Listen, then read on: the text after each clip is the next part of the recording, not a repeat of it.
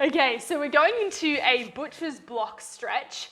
And for this one, you're going to need a esky or a stool or something with maybe a little bit of padding on the top. We're going to be resting our triceps on top of it. So once you have that, then we can bring our elbows down. Make sure they're at least shoulder width distance apart.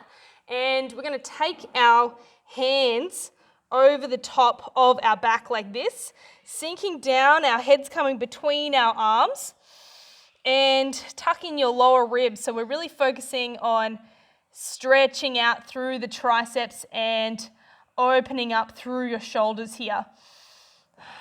So we're going to be spending a bit of time down there. Now, if that's feeling quite comfortable and easy, then I would recommend adding a weight. So I have some weights, but you may not. But you could use anything that you have around your home. So maybe like a water bottle or something that has a bit of weight to it. Holding onto that, maybe like a couple of kilos or something, and coming back into your position. And from here, you do the same thing. So adding the weight just allows you to get just a deeper stretch if that is going to feel better for your body and maybe get you into a bit more opening and lengthening and stretching out.